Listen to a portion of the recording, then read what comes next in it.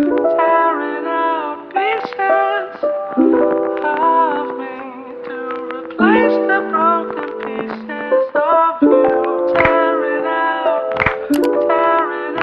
And welcome to today's video. Thank you for coming and sharing some time with me. I love and appreciate you all.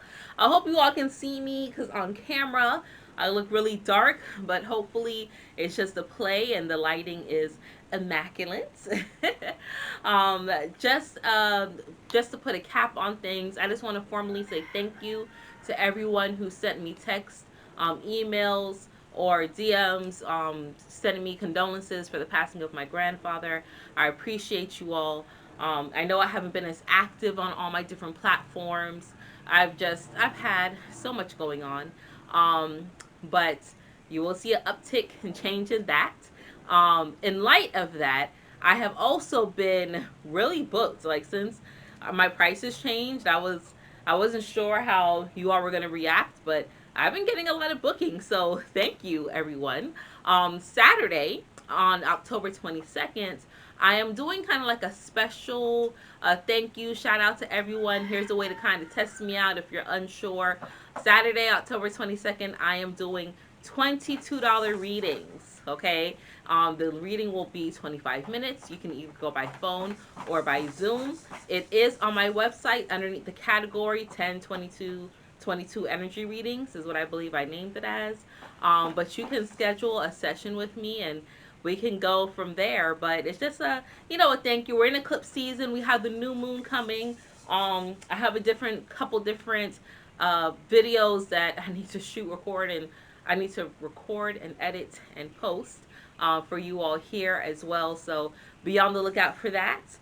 Thank you all for sharing and commenting on all my videos. Like we're about to hit 1K and I gotta see what I'm gonna do. I might do a live stream. I don't know. Like, what are we gonna do for a celebration? But we're gonna celebrate that milestone. I'm grateful and appreciative to you all for that. So today we are going to talk about shadow work. We're going to talk about what is shadow work, how to work on your shadow, and how you can live a balanced life with your shadow. Okay, so you create your shadow. Your shadow starts to be formed from when you're a child. Certain things that you may do that your parents may tell you, oh, don't do that. No, Johnny, that's bad. And you felt it brought you pleasure, but they made you feel bad about it. Now you're locking that, okay? You're locking that away. Because now this one thing that you enjoy doing, whether it caused harm or not, right? Let's say that, children like to play with themselves. They like to explore themselves. And you may be giving yourself a bath and may ask, hey, mommy, what is this? And your mommy's like, no, no, no, don't worry about that. That's nothing. That's just your pee pee. Go, right? Ugh. Right? You see they have this panic look on their face instead of just addressing it. That can be locked away into your shadow, like, oh, there's something wrong if I do that, right? There's something that happens that's not a good reaction to cause my parent, my caregiver, to get up in a fuss about it. I should be mindful of that, okay? Now, I'm not talking about anything sexual or anybody else. I'm just talking about you yourself. That's just an example, all right? Now you're put on high alert, and that goes into your shadow self, and that can cause issues of shame or uncomfortability when you're an adult. Let's say you're an adult and you want to play with yourself, you want to masturbate, or you're having sexual relations with your partner and they want you to do something, and there's a little part of you that's like, don't you do that, that's bad, right? That was formed and integrated in your foundation from when you were younger, right? So your shadow self starts to build on certain things like that. Let's say you're also afraid of the dark and someone plays on that.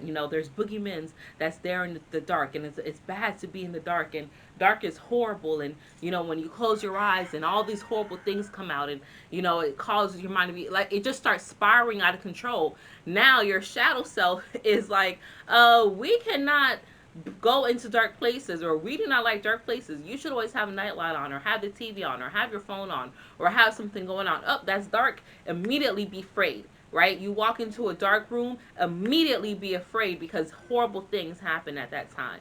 You understand? So that's how your shadow begins to be developed. Certain things that you may like to do that may be deemed shameful. Let's say that You enjoy the company of the opposite sex. I mean, of the same sex, rather, right? Let's say two guys or two women, they like each other, right? But because your family, society, programming has said, no, that's horrible. Now you have it programmed, oh, no, that's bad, right? That goes and that feeds your shadow self. Now you are out here living a double life, depriving yourself of certain things because your shadow still wants to be fed, right? But your outer shell, your avatar, which is what you present to the outer world, is what's commanding the most presence and the most attention. So your shadow is just in the corner, upset, and it's like, okay, feed me. And now you're in secret watching pornography, or you're driving hundreds of miles to go and feed this pleasure that you have that you're ashamed of. Okay? So that's what your shadow is. When people talk about shadow self, that part of you that wants to be hidden, that's hurt, that's like, man, I'm ashamed. I like this certain thing and I shouldn't like it, or this certain thing brings me pleasure and it shouldn't bring me pleasure, or what is wrong with me? Why am I different from other people? That's all encompassed in living in your shadow, and it dwells in your heart. Okay? Your shadow dwells all up in this region, but the main place it lives and resides is in your heart. That's why sometimes your heart can attack you, as it has all these different energies stored inside of it that needs to be excised. Okay? So, how you can work on your shadow? Going within. Again, you got to tap into your heart and see, what is it that I'm afraid of, right? When I get afraid, or when I get really anxious for something, how do I handle it? What is it that I want? Me, for example, depending on the situation, let's say I'm angry. Let's say I'm angry at something that someone did that I allowed them to get me upset. And my response is, I want to run you over with the car. That's my immediate response. Anytime someone gets me angry, I want to run them over with a car, or drop an anvil on their head. I am very violent. I'm like that. I'll take a baseball bat and I want to beat the holy living crap out of you. That's in my head, okay? But of course, in person, I just have to say, okay, cool, I got you. I see where you at. That made me very upset, but you know what? Turn the other cheek, I'm gonna let it ride. How I want to deal with that is be by myself. Okay, I need to be by myself, or with someone who's not going to talk to me unless I want to talk and vent about it. Okay, I'm gonna put on music because I need soundtracks to my thoughts, and most of the time I'm gonna roll me a hemp wrap and blaze something. Right? That's how I deal with my anger when I want to release and relieve certain things. But working with my shadow, I have to see, one, why do I want to be by myself? Why do I want to, you know, smoke away a feeling instead of dealing with it head on? What is it that I allow to trigger me to get me upset? Once you identify the whys and what it is that's happening, now you can alleviate that power. Now that person who may be living off the, oh, I can do this to get Chanel upset. Now when they try to come and do it again, they're not going to have that same reaction out of me. I'm going to laugh at them. I'm going to be like, you so childish. You're so yesterday. That got me upset yesterday. I'm not that same person. Like, I've grown. I've evolved, okay? And moved on from there. That's how you integrate and work with a healthy shadow, right? Identify those things. You can identify it by meditating, asking yourself, what is it that I need to work on? What is it that makes me upset, makes me sad, makes me afraid, whatever, right? Meditating on it. Journaling, okay? Way how I worked out my shadow self, all those little shadow babies that I had from being raised as a Jehovah's Witness and going contrary to what it is that I felt was right all those years of my life, all those little shadow babies that I created in that abusive marriage that I was in before, okay, all those little shadow things that I had when I told myself that I was ugly and overweight and unworthy, and how could I ever, why am I perpetrating imposter syndrome, all of that, I journaled about that. I really sat and wrote a question on a paper and just wrote whatever came to mind. That's how I journal. It didn't have to be beautiful and uniform. I just asked the question, and whatever came to my mind, I just wrote it down. Okay? That was really, really, really helpful for me. Being real with myself. Sometimes you can have a conversation with yourself, or you can put yourself in a state, record it, okay? Set up a camera or a video recorder, put yourself in a meditative state, and have a conversation with yourself, right? Bringing up suppressed memories is good for shadow work as well. Sometimes going to a hypnotist, a therapist, a psychologist, right? A sociologist, they can tap into different parts of your brain. They know how to act certain things that will bring up certain repressed memories that you're like, man, this whole time I've been feeling this way, but it was because of this. Okay?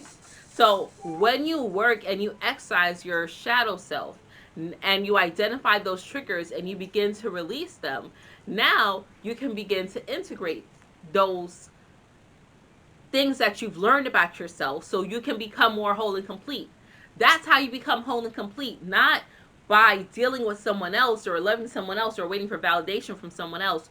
You become whole and complete when you validate yourself, when you learn more about yourself, and then those parts of you that were broken, you put them back together. Okay? So now for me, certain people, like, okay, again, grandpa's funeral this past weekend. I had they had a repast, right? My grandfather's wife's family, all of them, they had a repast back at the church. I was like, I'm not going back to that shit. I left the funeral early too. I had things to do, but I left early. So I left the funeral early, went to the graveside, did what I had to do, came back to my house. I had already like pre-cooked. My mom had pre-cooked, and I had everything set up.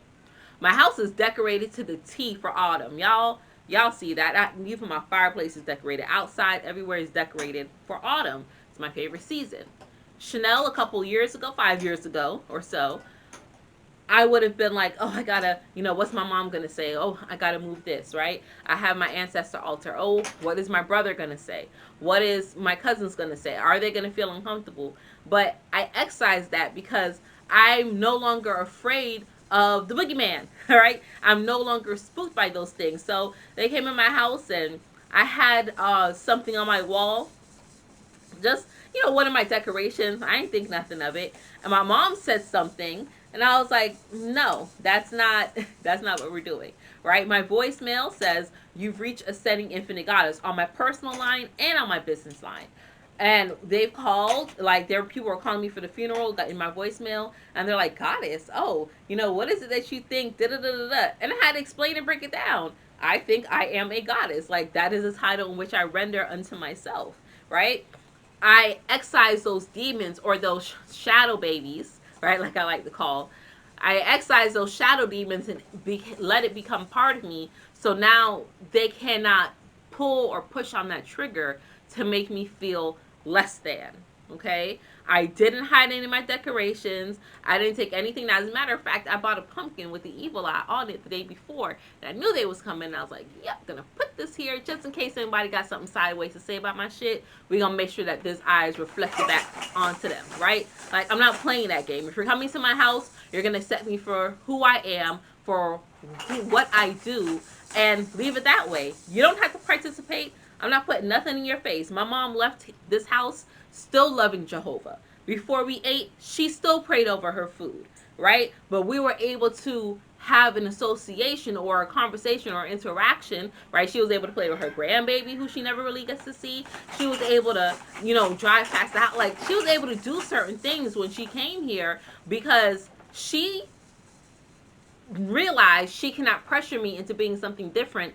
I realized I'm not going to let anyone make me feel uncomfortable anymore because I'm no longer that timid, afraid, I have something to hide. There's nothing that anyone can lord over me because I've healed all that, right?